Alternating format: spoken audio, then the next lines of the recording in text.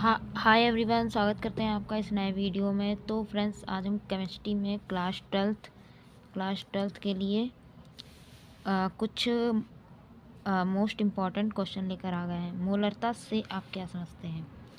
1 litre विलियन में घुले विलय के मोलों की संख्या को मोलरता कहते हैं। तो फ्रेंड्स, ये इस तरह परिभाषा है, आप लोग लिख सकते हैं। जैसे ये 1 लीटर विलियन है, हमारे पास 1 लीटर विलियन है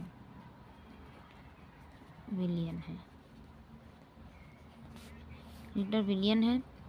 इसमें घुले विलय, जो इसमें विलय घुला है, विलय क्या होता है? जो कम मात्रा में होता है उसे विलय कहते हैं। विलय, इस विलय के मोलों की संख्या को क्या कहते हैं? मोलरता कहते हैं। ओके फ्रेंड्स, तो इसका सूत्र क्या हो जाएगा हमारा? मोलरता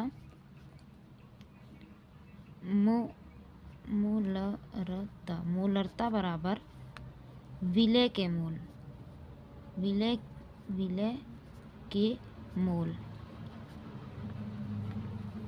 ठीक है फ्रेंड्स, बटा क्या हो जाएगा? विलियन का आयतन,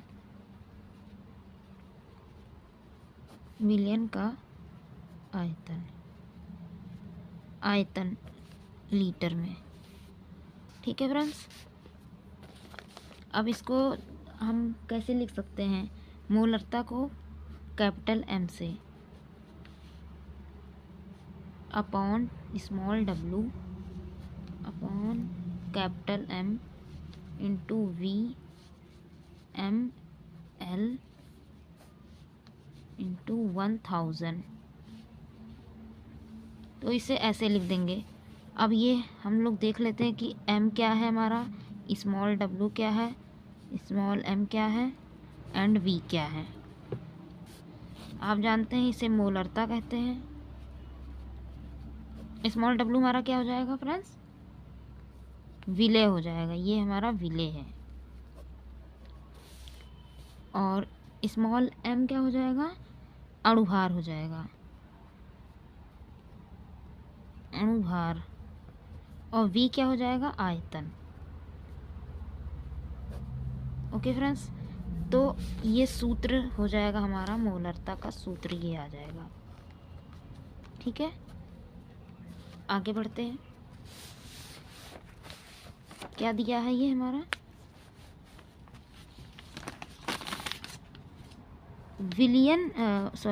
मोलरता की परिभाषा दीजिए।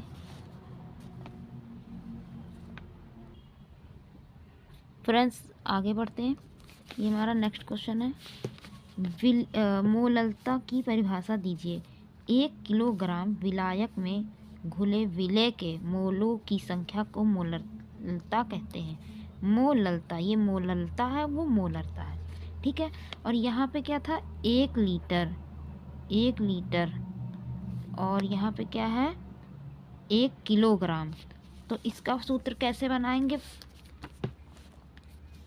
मोलरता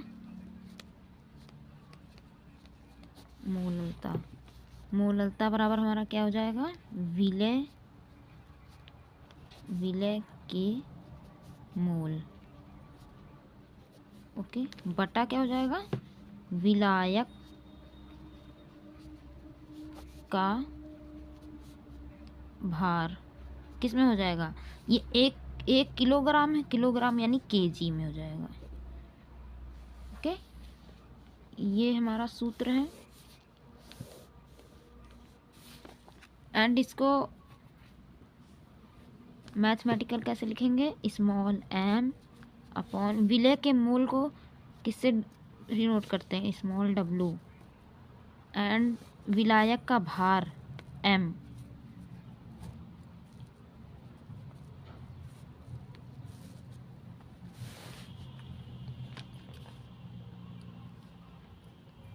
into small w into 1000। Okay, ये किस में रहेगा? ये ग्राम में रहेगा। ये हमारा हो गया सूत्र। ओके फ्रेंड्स, एंड आगे ये स्मॉल w क्या है? बराबर एम, स्मॉल एम क्या है और ये डब्लू क्या है, ठीक है। ये है स्मॉल डब्लू का है विलय का भार, विलय का भार, विलय का अणुभार, ये क्या है विलय का अणुभार, ये हमारा क्या है अणुभार। और ये क्या है विलायक का भार, विलायक का भार। और बच्चों जो चीज़ ना समझ में आया हमें कमेंट में पूछ लीजिएगा, हम दोबारा बताने की कोशिश करेंगे। एंड ये आपको समझ में आया, आगे चलते हैं। मोल प्रभाज की परिभाषा दीजिए। तो फ्रेंड्स आगे बढ़ते हैं, ये हमारा तीसरा क्वेश्चन है, काफ़ी इम्पोर्टेंट है, जो कि हर बार पूछा जाता है। मोल प्रभाज की परिभाषा दीजिए। किसी घटक का मोल प्रभाज विलयन में उपस्थित उस घटक के मोलों की संख्या तथा कुल घटक के मोलों की संख्या के अनुपात के बराबर होता है। तो बच्चों हम समझाने की कोशिश करते हैं आपको। ये क्या है, ये हमारे पास है विलयन, इसमें ये हमारे पास 2 विलयन है, ए और बी, 2 विलयन है, 2 मतलब घटक हैं, सॉरी 2 घटक हैं ए और बी, ठीक है।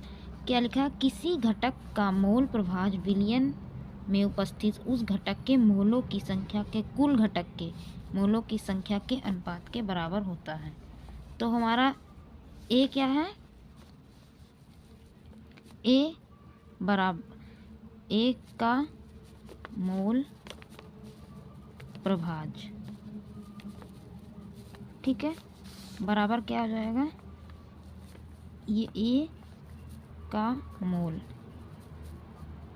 ठीक है, बटा क्या आ जाएगा ए प्लस बी, यानी कि ये दोनों का हो जाएगा, ए प्लस बी का मोल, ठीक है। ये हमारे पास क्या आ गया, एक सूत्र आ गया, ठीक। अब ये जो मोल प्रभाज है इसको किससे डिनोट करते हैं, काई से, इसको काई बोलते हैं। तो काई ए बराबर एक्स से, ए का मोल किसको डिनोट करेंगे, एक्स ए, इसको N A plus N B, ठीक है, इसको ऐसे करेंगे, ये हमारे पास आ जाएगा।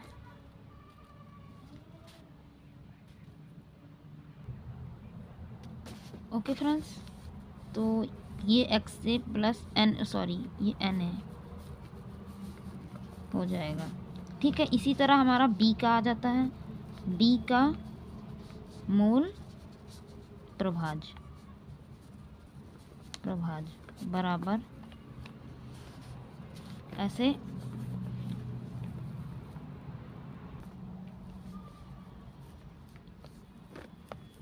बी के मोल ए प्लस बी का मोल, ये आ जाएगा हमारे पास। तो ये इसका दूसरा वाला सूत्र आ जाएगा, काई ए काई बी बराबर N A plus N B, ये सूत्र हमारा दूसरा बन के आ गया, ठीक है। ऐसे ही आता है, ठीक है, ऐसे लिखना है। एंड हम अपने अगले क्वेश्चन की तरफ बढ़ते हैं। हमारा नेक्स्ट क्वेश्चन क्या है, ये काफ़ी इम्पोर्टेंट है, बोर्ड एग्जाम में हर बार पूछा जाता है, इसे मोस्ट इम्पोर्टेंट मान लेते हैं, ठीक है। प्रश्न 4 क्या बोलता है, क्वथनांक में उन्नयन से आप क्या समझते हैं, ठीक। किसी विलायक में कोई अवाष्पशील विलय पदार्थ घोलने पर क्वथनांक में होने वाली वृद्धि को क्वथनांक उन्नयन कहते हैं, ठीक। आप समझाते हैं आपको, ये हमारे पास है विलायक, अवाष्पशील पदार्थ, ये क्या हमारे पास अवाष्पशील पदार्थ, अवाष्पशील पदार्थ।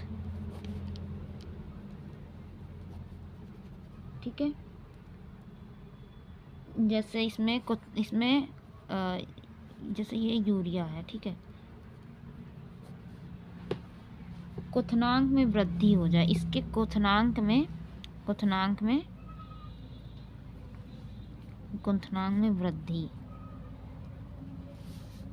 होने वाली वृद्धि को क्वथनांक उन्नयन कहते हैं। इसमें जो होने वाली जो वृद्धि हुई उसे क्वथनांक में वृद्धि, इसे ही क्वथनांक में उन्नयन कहते हैं। उन्नयन मतलब वृद्धि मतलब बढ़ना, उन्नयन कहते हैं।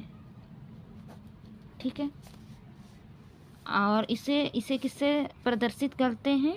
डेल्टा टीबी से। डेल्टा टीबी बराबर हमारा क्या हो जाएगा? 1000 into KB into small w upon में क्या हो जाएगा? अपॉन में हो जाएगा हमारा m इंटू w। तो ये सब क्या हो जाएगा? डेल टीबी हमारा क्या है? क्वथनांक में उन्नयन, क्वथनांक में उन्नयन।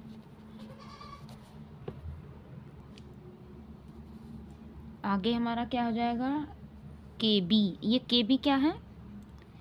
KB है मोलल उन्नयन स्थिरांक। ये है हमारा मोलल उन्नयन मतलब बढ़ना, उन्नयन स्थिरांक। KB हो गया। स्मॉल w क्या है? m क्या है? ये क्या है? ठीक है, विलय का भार, ये क्या है? विलय का भार। और ये क्या है? विलय का अणुभार। विलय का अणुभार।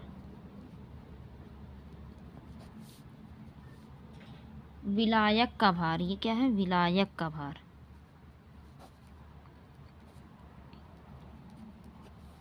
ठीक है फ्रेंड्स, तो इसका सूत्र हम बता दें आपको।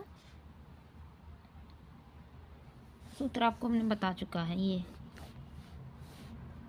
ये मोस्ट इम्पॉर्टेंट सूत्र है, इसको आप लोग लर्न कर लीजिए क्योंकि इस पे न्यूमेरिकल भी बनता है। ठीक है, अब हम अपने अगले क्वेश्चन की तरफ चलते हैं। ये है हमारे पास आ गया, हिमांक में अवनमन से आप क्या समझते हैं? आगे हमारा क्या है? हिमांक में अवनमन से आप क्या समझते हैं? किसी विलायक में कोई अवाष्पशील विलय पदार्थ घोल देने पर हिमांक में होने वाली कमी में अवनमन कहते हैं। ठीक है, हिमांक में अवनमन कहते हैं। ठीक है, जैसे ये है सेम उसी तरह ये भी है, लेकिन इसमें कमी होती है। ठीक है, हम आपको अभी अगले पेज में समझा देते हैं। हिमांक में अवनमन को किससे डिनोट करते हैं? डेल TF से। TF हिमांक में अवनमन, इसको किससे बोलेंगे? हिमांक में अवनमन। जैसे हमने आपको बताया था, किसी विलायक में अवाष्पशील विलय पदार्थ घोल देने पर हिमांक में होने वाली कमी, हिमांक यानी जो ये चीज़ है, इसमें कमी हो जाती है, इसे अवनमन कहते हैं। ठीक है, ये क्या है? आगे बढ़ते हैं। इसका सूत्र क्या हो जाएगा? डेल TF बराबर, जैसे इसका सूत्र था वैसे ही इसका सूत्र हो जाएगा, 1000 इंटू KF WM। ठीक है, ये हो जाएगा। अब हम इसको देख लेते हैं क्या है। डेल TF एंड TF, आगे क्या है? WM। ठीक है, ये क्या है हमारा? आप जानते ही हैं, ये है हिमांक में अवनमन। ये हमारा क्या है, हिमांक में अवनमन। और TF क्या हो जाएगा, मोलल अवनमन स्थिरांक। ये हमारा हो जाएगा मोलल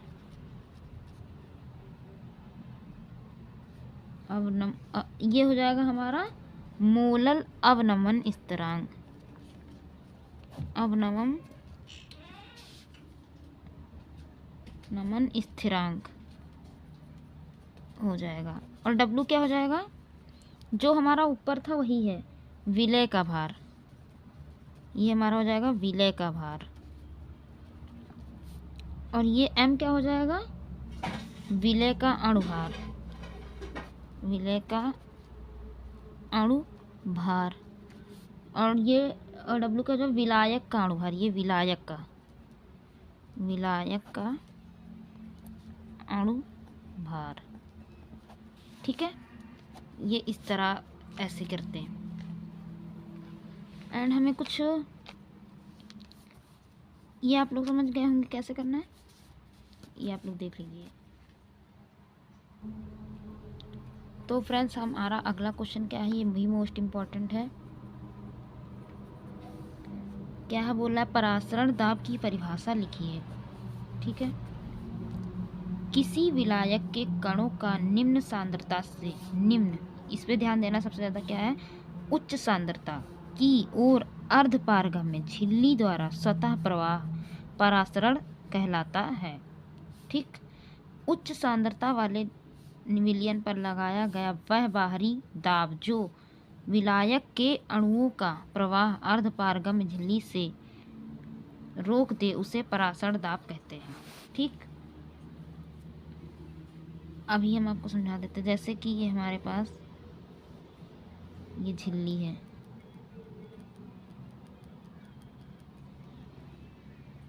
ये क्या है, छोटे छोटे, ये हमारे पास छिद्र है।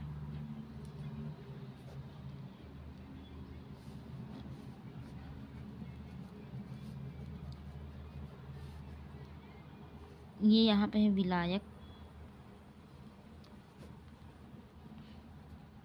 ये अर्धपारगम्य झिल्ली, पारगम्य झिल्ली।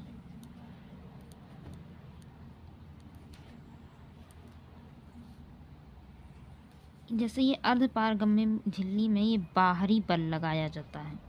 जब ये बाहरी बल लगाया जाता है और जो दाब होता है, दाब के कारण परासरण की क्रिया को रोक देता है। जब रोक देता है तो उस दाब को परासरण दाब कहते हैं। जो रोकने का दाब होता है उस दाब को परासरण दाब कहते हैं, परासरण दाब कहते हैं।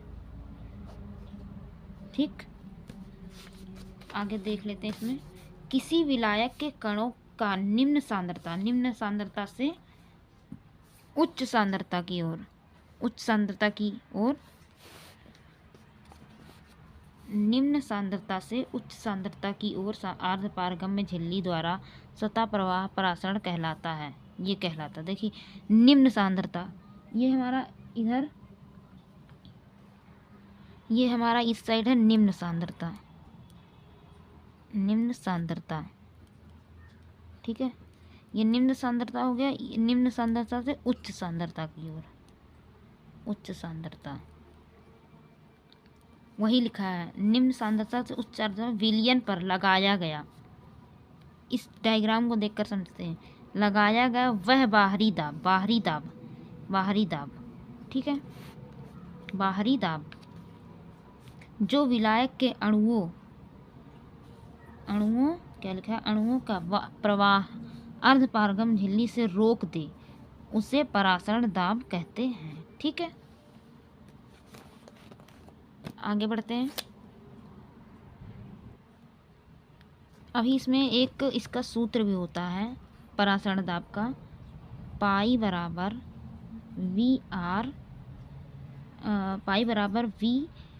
VN/RT, ये हमारा सूत्र हो जाता है। इसके सूत्र का ही हैं, 4-5 सूत्र हैं, हम सारे सूत्र बता देते हैं।